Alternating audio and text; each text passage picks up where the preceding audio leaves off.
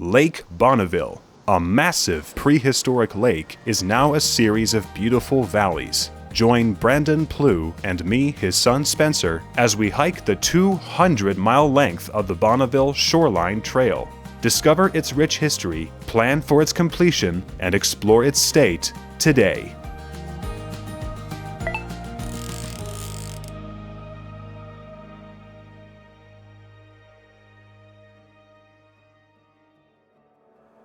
Well, folks, we are just about done with this experience.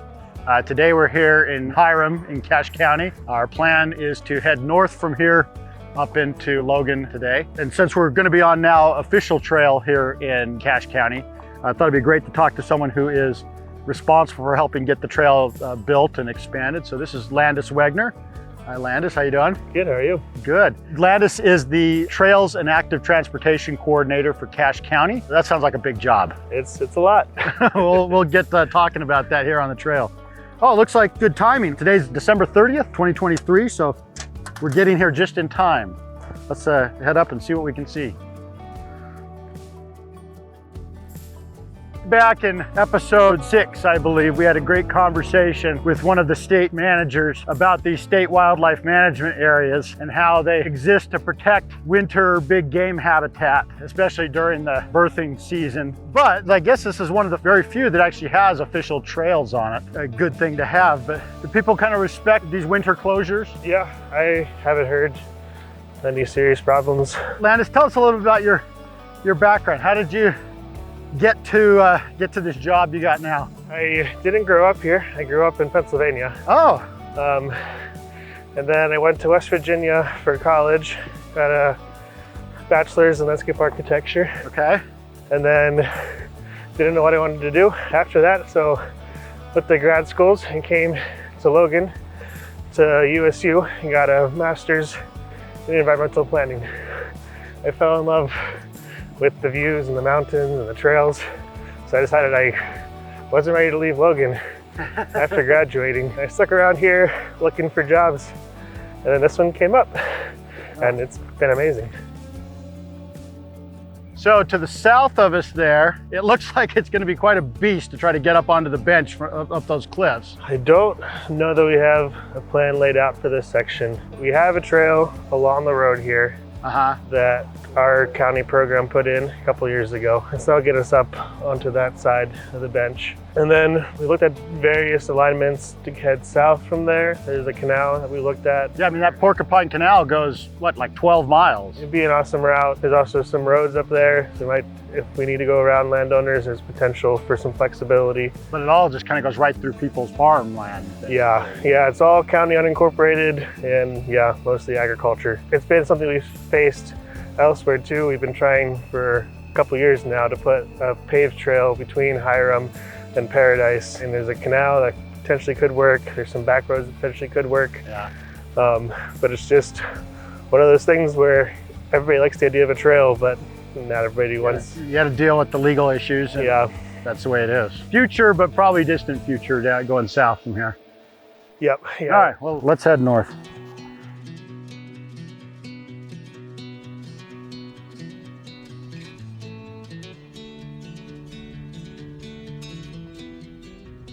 Now I can see why the locals call this section of trail the deer fence. Look at that, the trail just goes straight up and down hills, just all the way down right next to the fence line there. So I guess the purpose of this was to keep the big game on the WMA and out of people's farmland. Huh? Yeah, that's my understanding. When they designated the BST, this was probably already here, I'm guessing. Yeah, this is a service road to maintain the fence. Since this is already here, it was kind of where the BST wanted to go. They just used it.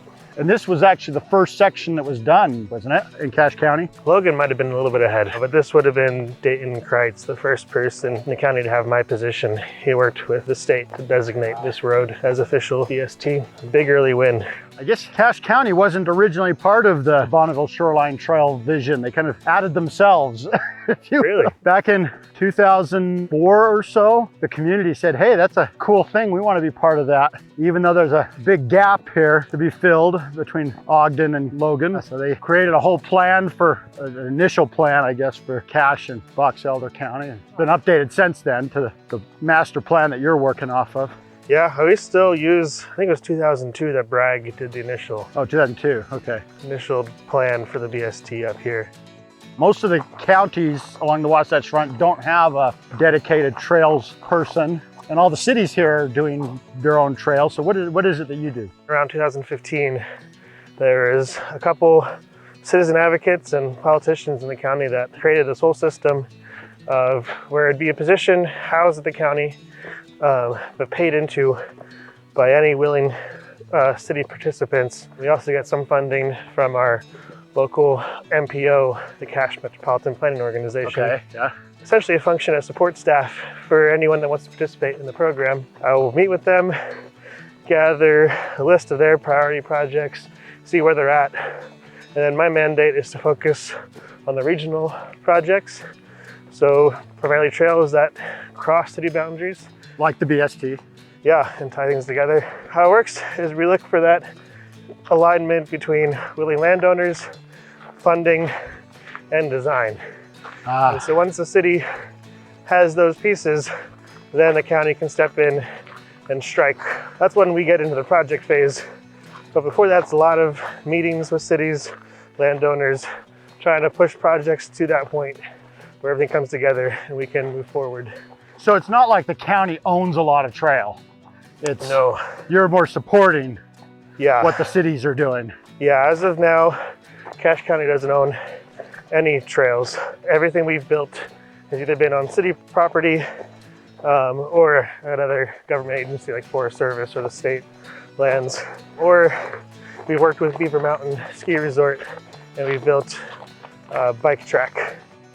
If you're able to negotiate with willing landowners to put the BST on unincorporated land, would the county then manage that trail? Because it's not in a city? Because you're doing some of those negotiations now. Yeah, we haven't built any BST on unincorporated land that wasn't on another government agency yet. Right. But we're running out of incorporated lands to build it on. Yeah.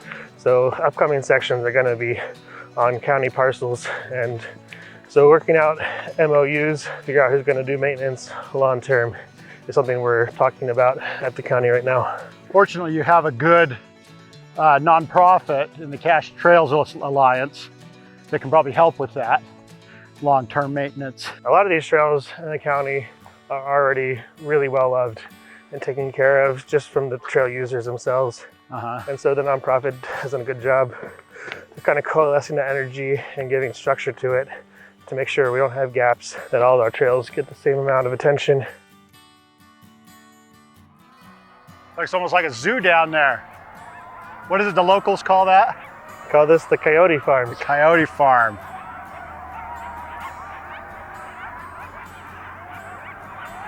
That is amazing. Called the Utah Field Station.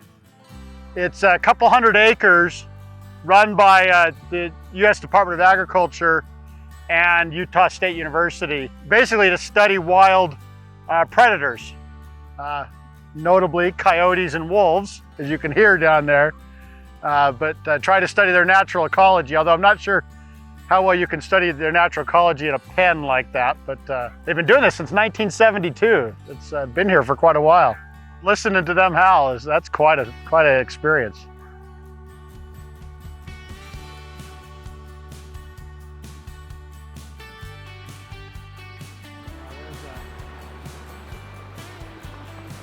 Water. Well, that's a big spring up in there. A lot of water coming out of that.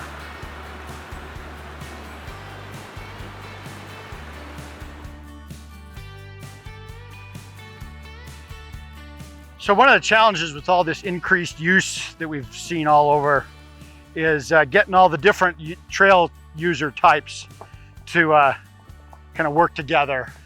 What's going on up here to get the hikers and the bikers and the trail runners and the horseback folks to play nice? Yeah, that's a great question. Something that has been a challenge, but fortunately, something that the Cache Trails Alliance, our nonprofit up here, has really taken the lead on. When they restructured a couple years ago, they made sure to reach out, teach these communities, and get a board member from every user group they could. Oh, that's great. So they currently have one of the leaders from the Backcountry Horsemen group on their board. They have a local hiker who's been hiking for 70 plus years probably.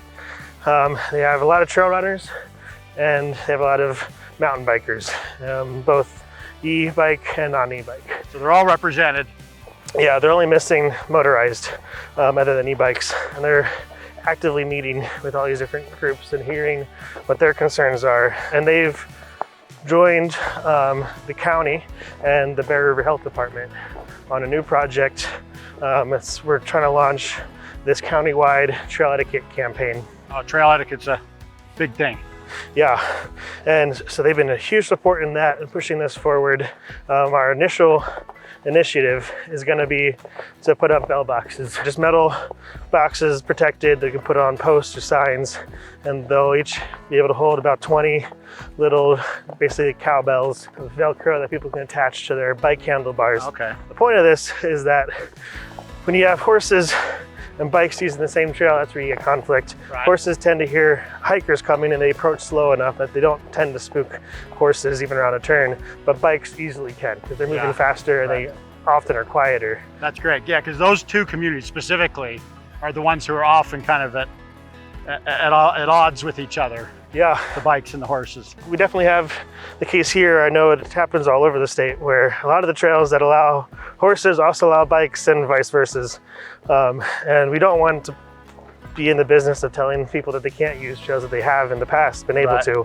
So we're trying to find ways of working with the groups to come up with solutions where they can coexist on the trails in a way that's safe for everybody.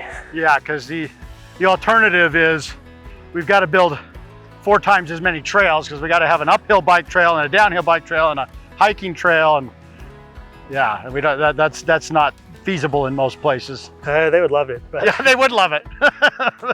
That's a lot of trail. that's not the near future for sure. Right. Yeah, we've been really inspired by what some of the areas around Salt Lake City are doing. So our goal is that this will be a major campaign, not just around horses and bikes, but just getting people to take care of our trails better, a way to non-threateningly, non-negatively reminding people of the rules of our trails so they know what they can and cannot do and how to take care of these trails that all of us can enjoy them. So we're looking at other stuff like bike safety. We're making signs that'll just remind people to be nice, be kind, and say hi. This isn't just your place to come out, but this is a place for the whole community, and we can build community if we take care of these trails right.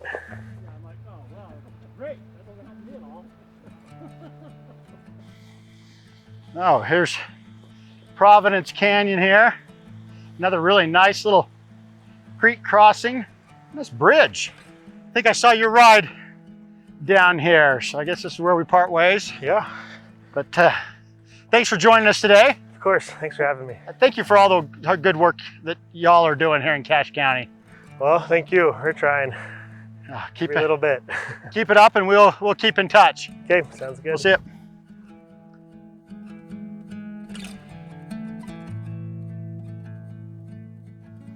Well, now we will continue on up into Logan. Well, it's always good to see private landowners who allow trails across their property.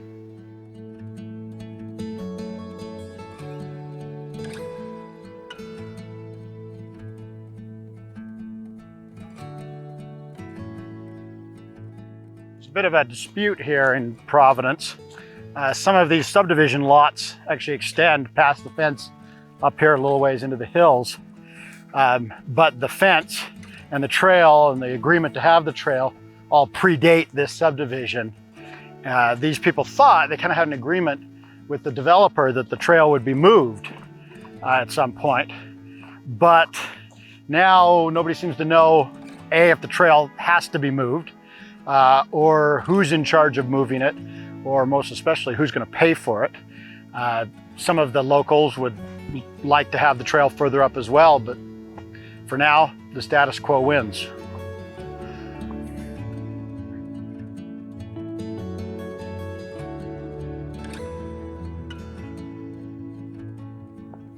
Hey, looks like we made it to Logan.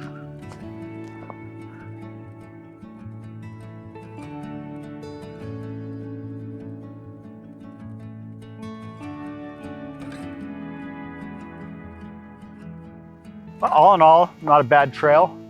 It's a little annoying going up and down these hills, going along this fence. I wouldn't mind having a trail more level back up there a little bit, but I liked it. One thing I noticed is I didn't actually look at the view very much today.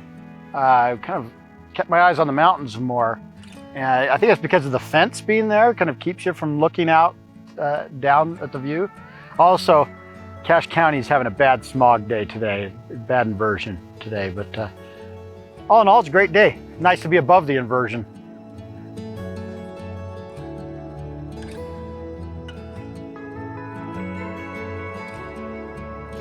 Oh, well, we made it to Dry Canyon here in Logan. Yet another dry canyon. Past here, you can see though, is all fenced off and posted, so we're gonna have to finish here for today. But next time we will pick up the trail in Logan Canyon and head a little way as far as we can go north there. And that was gonna be our series finale. So I know I've said this before, but one more time, we'll see you then.